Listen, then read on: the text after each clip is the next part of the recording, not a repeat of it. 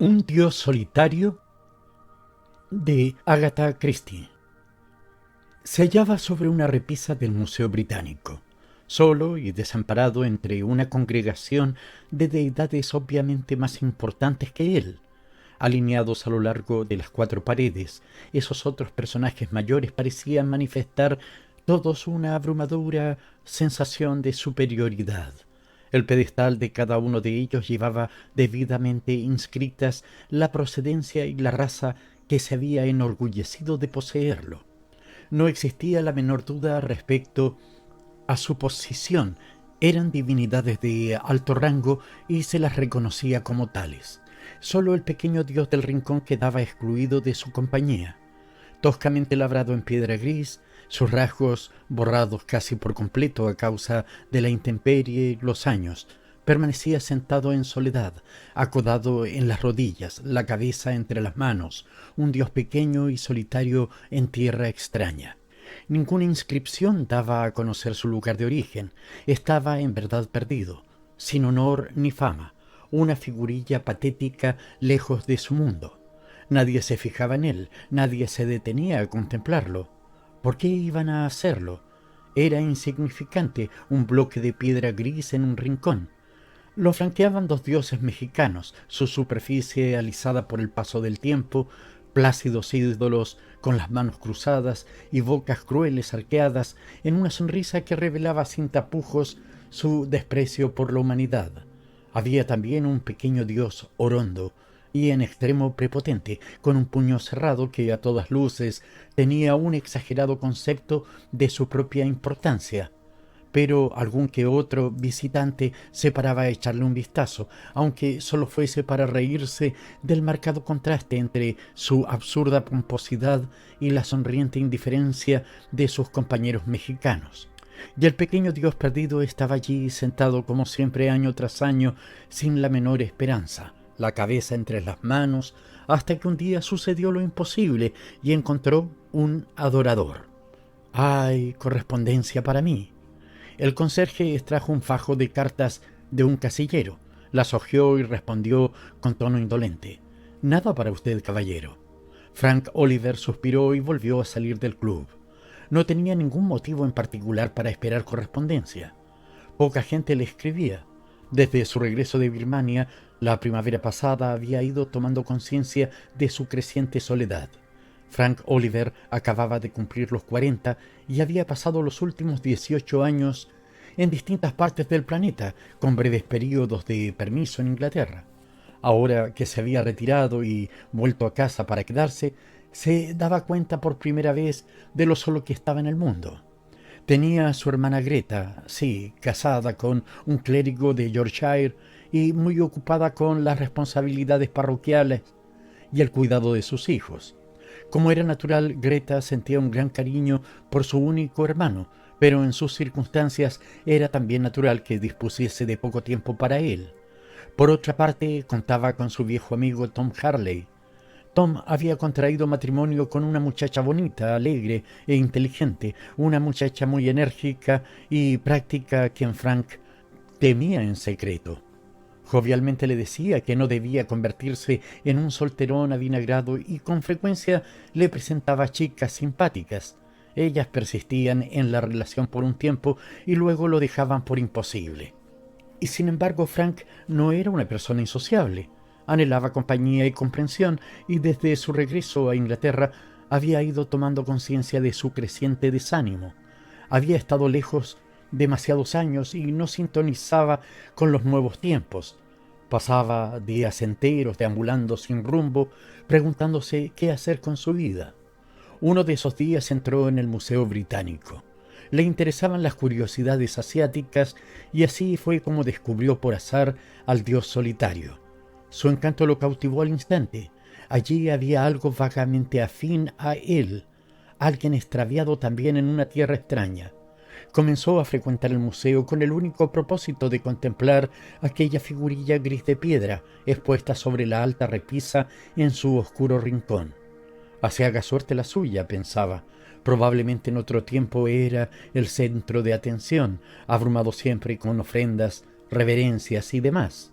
había empezado a creerse con tales derechos sobre su menguado amigo, equivalentes casi a un verdadero sentido de propiedad, que en un primer momento le molestó ver que el pequeño dios había logrado una segunda conquista. Aquel dios solitario lo había descubierto él. Nadie consideraba tenía derecho a entrometerse. Pero una vez mitigada la indignación inicial, no pudo menos que sonreír, pues aquella segunda adoradora era una criatura menuda, ridícula y lastimosa en extremo, vestida con un raído abrigo negro y una falda que había conocido tiempos mejores. Era joven, tendría poco más de 20 años, calculó, de cabello rubio y ojos azules, y un melancólico mohín se dibujaba en sus labios. El sombrero que llevaba le llegó al corazón de manera especial. Saltaba a la vista que lo había adornado ella misma, y era tal su valeroso intento de parecer elegante que su fracaso resultaba patético. Era sin duda una dama, pero una dama ida a menos, y Frank concluyó de inmediato que trabajaba de institutriz y estaba sola en el mundo.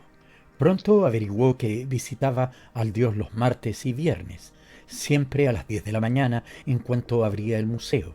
Al principio le disgustó su intrusión, pero poco a poco se convirtió en uno de los principales intereses de su monótona vida.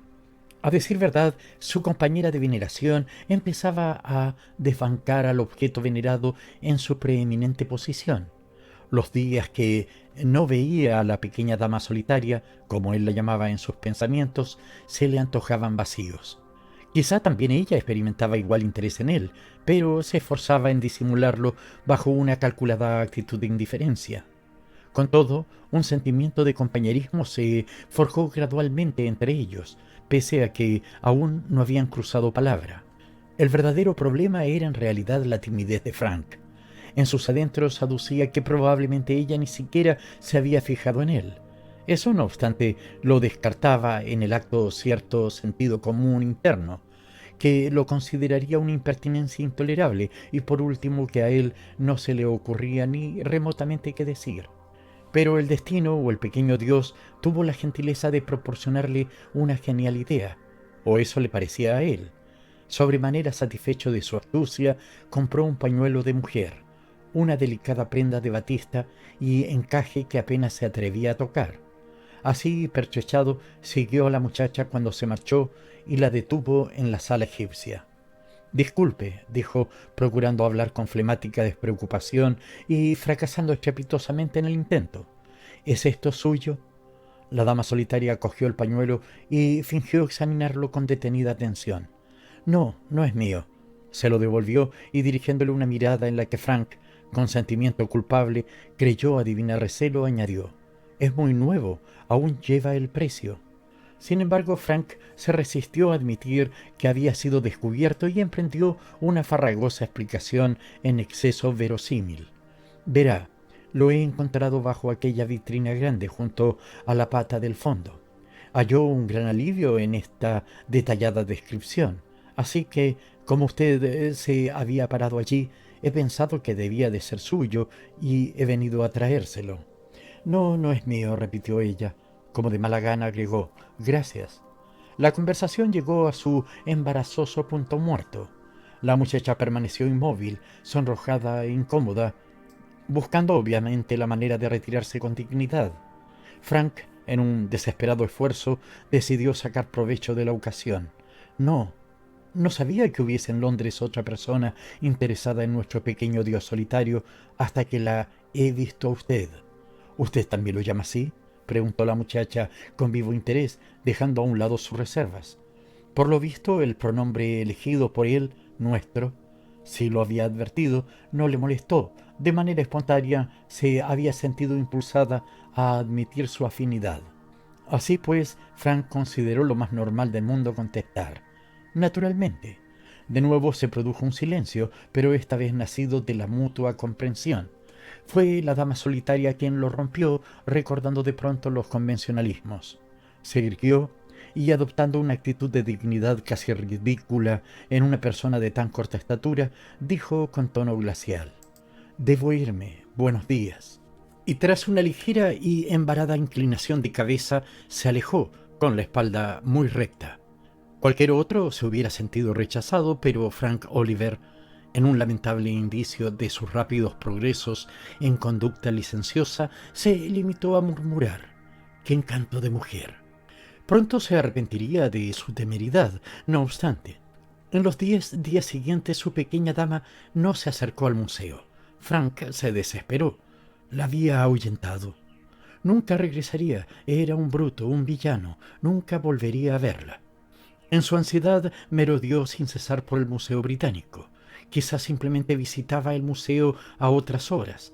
Pronto Frank conoció de memoria las salas adyacentes y desarrolló una perdurable aversión a las momias.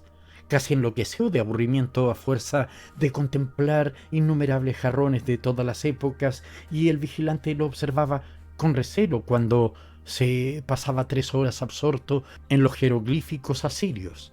Pero un día su paciencia se vio recompensada. La muchacha apareció de nuevo con el color más subido que de costumbre e intentando a toda costa mostrarse serena. Frank la saludó con efusiva cordialidad. «Buenos días. Hacía una eternidad que no venía por aquí». «Buenos días», contestó ella, pronunciando las palabras con gélido desapego y pasando por alto impasiblemente su segunda frase. Pero Frank estaba desesperado. «Escúcheme». Se plantó frente a ella con una mirada suplicante que recordaba la de un perro fiel. «Seamos amigos. Yo estoy solo en Londres, totalmente solo en el mundo, y creo que a usted le ocurre lo mismo. Deberíamos ser amigos. Además, nos ha presentado nuestro pequeño Dios». Ella alzó la vista con cierta reserva, pero una trémula sonrisa se insinuó en las comisuras de sus labios. «¿Nos ha presentado?». «Naturalmente».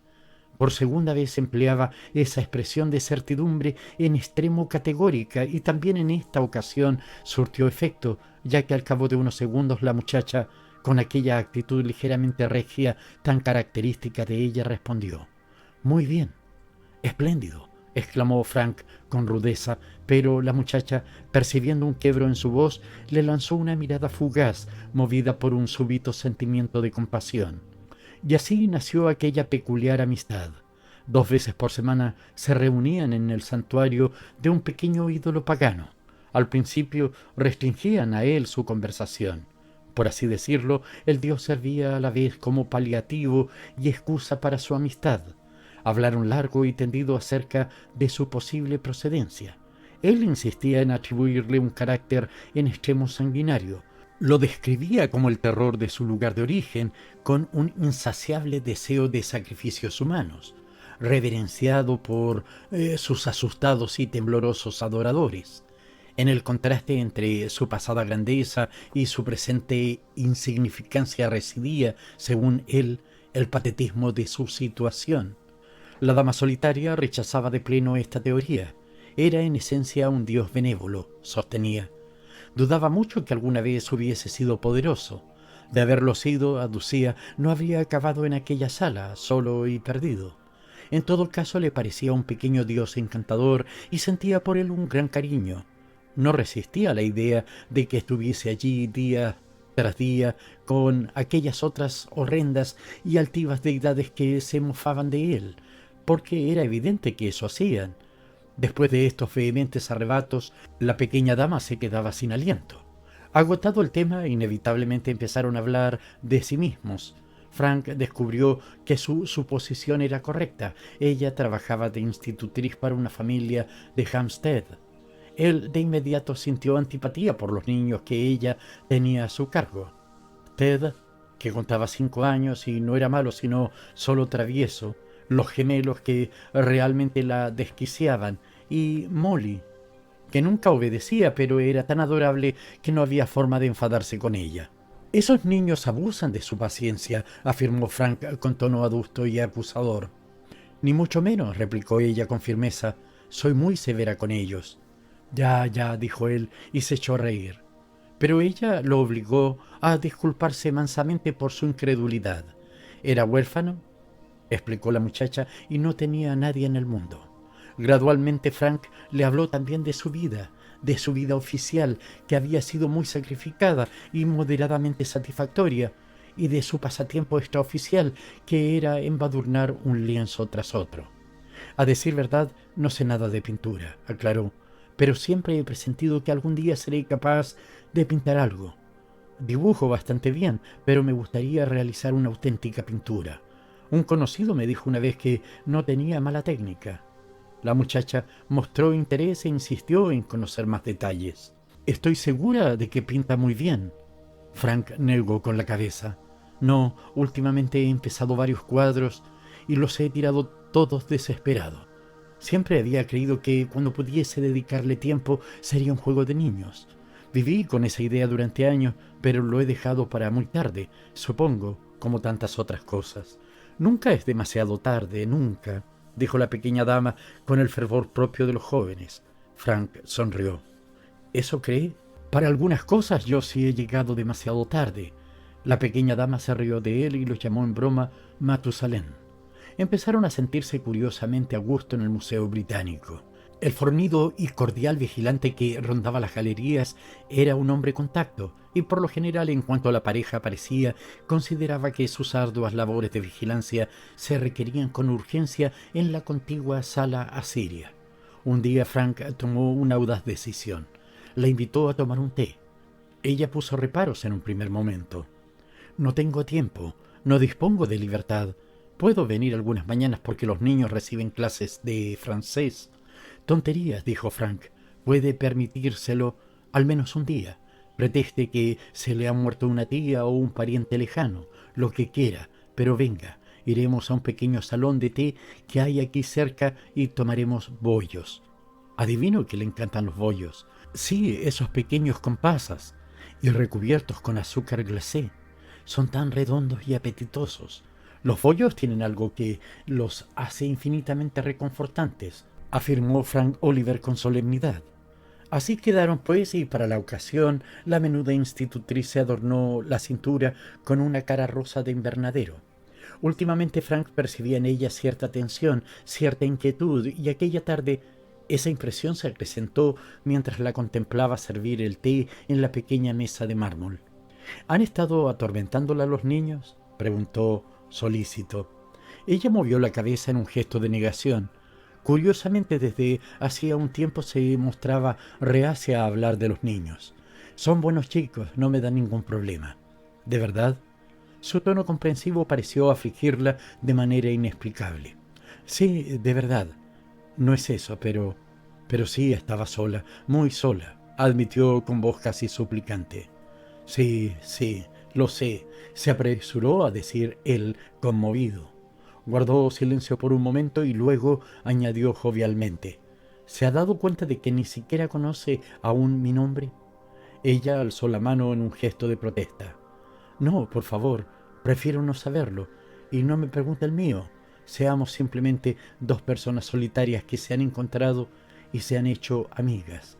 Así es mucho más maravilloso y distinto. De acuerdo, respondió Frank lenta y pensativamente. En un mundo por lo demás solitario seremos dos personas que se tienen la una a la otra. Aquello no se correspondía exactamente con lo que ella había expresado y pareció resultarle difícil seguir con la conversación. Poco a poco fue agachando la cabeza hasta ofrecer a la vista solo la copa de su sombrero. Es muy bonito ese sombrero, observó a fin de levantarle el ánimo. Lo adorné yo misma, informó ella con orgullo. Esa impresión me dio en cuanto lo vi, contestó Frank, inconsciente de lo poco afortunado que era el comentario. Me temo que no es tan elegante como pretendía. A mí me parece precioso, aseguró él en un gesto de lealtad.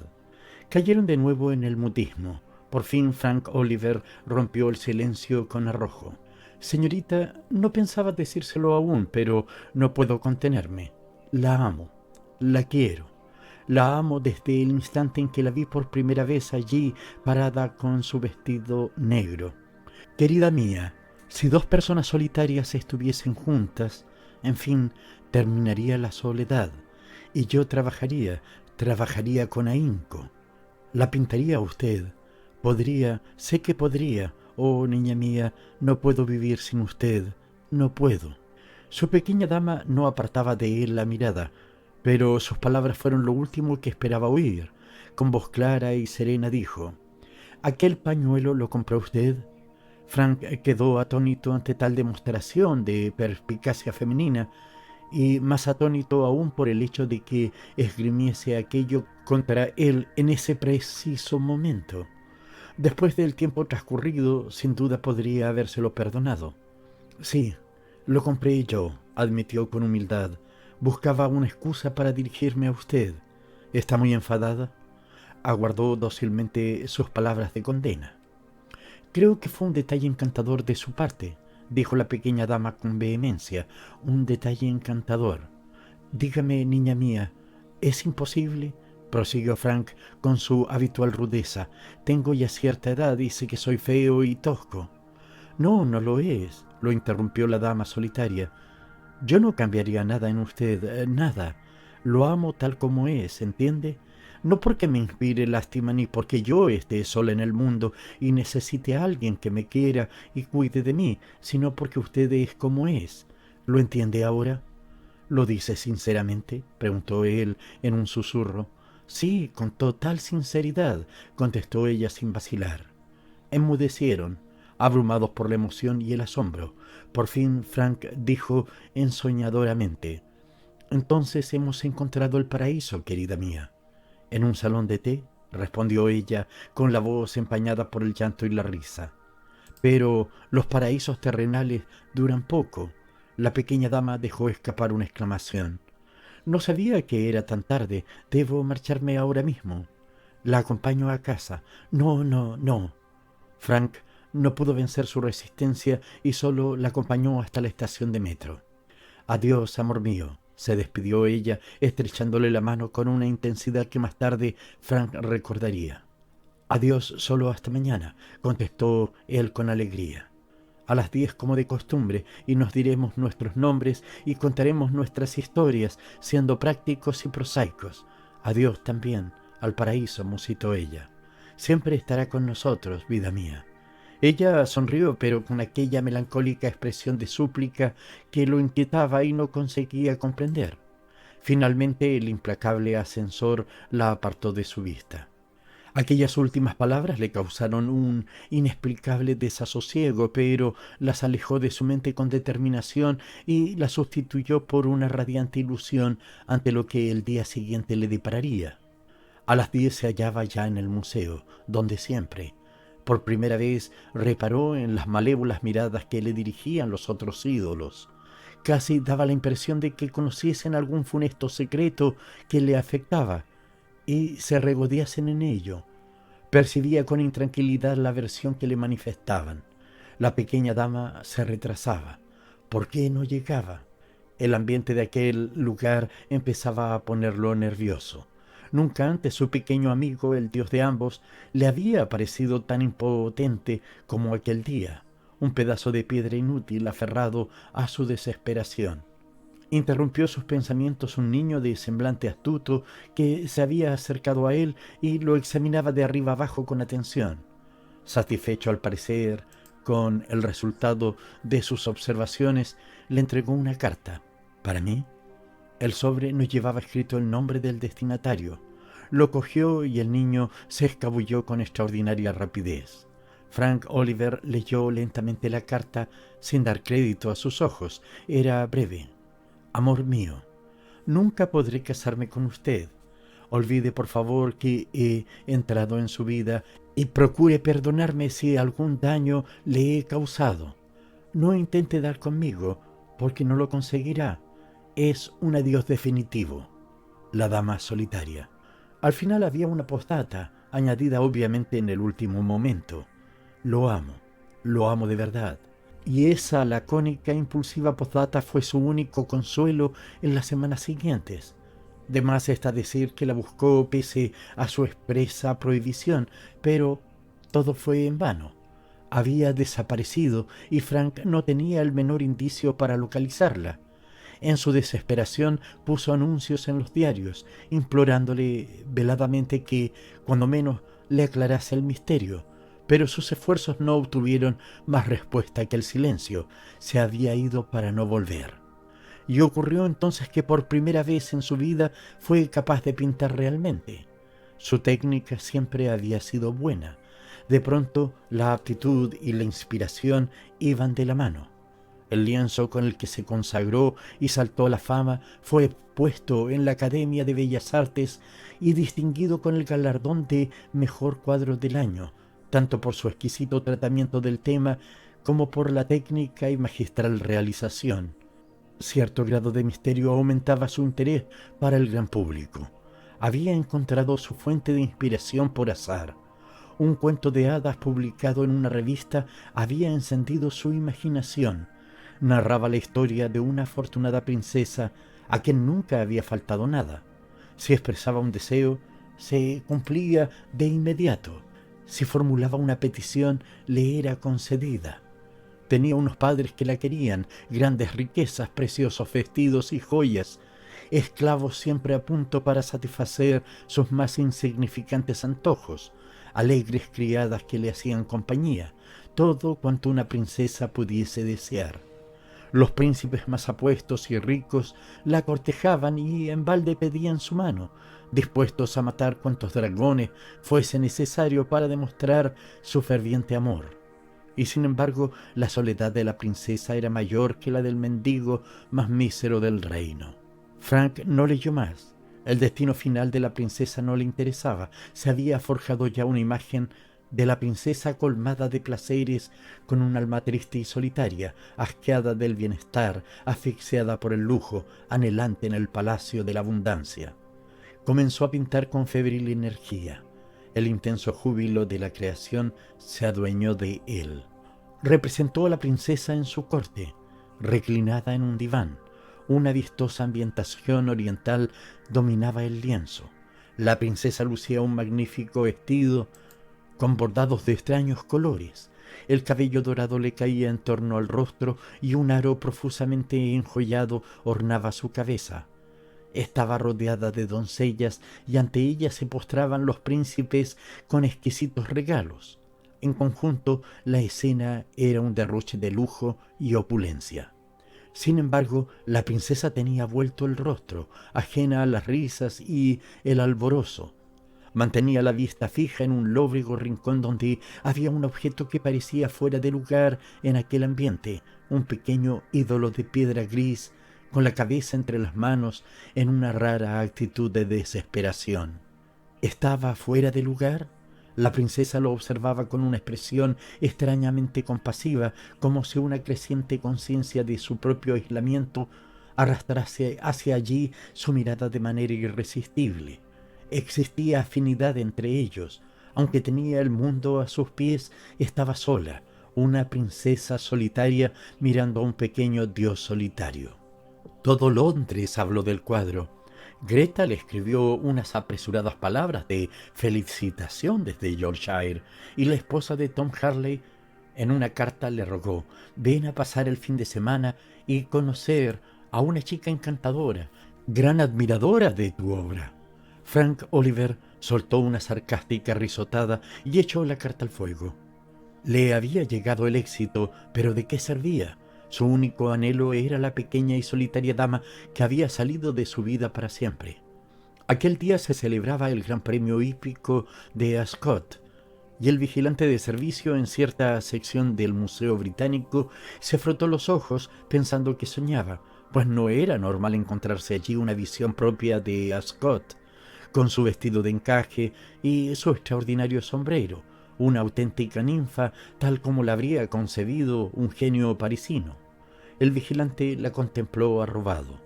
Probablemente el dios solitario no estaba tan sorprendido. Quizás a su manera había sido un dios poderoso. En todo caso, una de sus adoradoras había vuelto al redil. La dama solitaria lo miraba con atención y movía los labios en un rápido susurro. «Oh, pequeño y querido Dios, ayúdame, querido Dios, ayúdame, por favor». Quizás el pequeño Dios se sintió halagado, quizá, caso de que en otro tiempo hubiese sido la deidad feroz e implacable que Frank Oliver imaginaba. Los largos años de tedio y la influencia de la civilización habían ablandado su frío corazón de piedra. Quizá la dama solitaria tenía razón y en realidad era un dios benévolo. Quizá fue solo una coincidencia. Fuera como fuese, en aquel preciso instante Frank Oliver, cabizbajo, entró lentamente desde la sala siria. Alzó la cabeza y vio a la ninfa parisina. Un momento después la rodeaba con el brazo y escuchaba su explicación rápida y entrecortada. Estaba tan sola, pero usted ya lo sabe, debió de leer el cuento que escribí. No habría podido pintar aquel cuadro si no lo hubiese leído y comprendido. La princesa era yo, lo tenía todo, y sin embargo me hallaba en una soledad indescriptible. Un día decidí visitar a una adivina y le pedí ropa prestada a mi doncella. De camino entré aquí y lo vi contemplar el pequeño Dios. Así empezó todo. Aparenté ser quien no era. Fue un comportamiento imperdonable, y peor aún, seguí fingiendo, y después no me atreví a confesarle que le había mentido. Pensé que se indignaría al conocer mi engaño. No resistí a la idea, así que desaparecí. Más tarde escribí el cuento y ayer vi su cuadro. Usted pintó ese cuadro, ¿verdad? Solo los dioses conocen realmente el significado de la palabra ingratitud. Cabe suponer que el pequeño dios solitario conocía la profunda ingratitud de la naturaleza humana. Como divinidad se encontraba en una posición privilegiada para observarla. Pero a la hora de la difícil prueba, él, que había recibido en ofrenda innumerables sacrificios, se sacrificó a su vez, renunció a sus dos únicos adoradores en aquella tierra extraña y demostró así ser a su manera un gran dios, ya que renunció a todo lo que tenía. A través de las rendijas de sus dedos los vio marcharse, cogidos de la mano, sin volver la vista atrás, dos personas felices que habían encontrado el paraíso y ya no lo necesitaban, pues ¿qué era él al fin y al cabo sino un pequeño dios solitario en tierra extraña? Fin.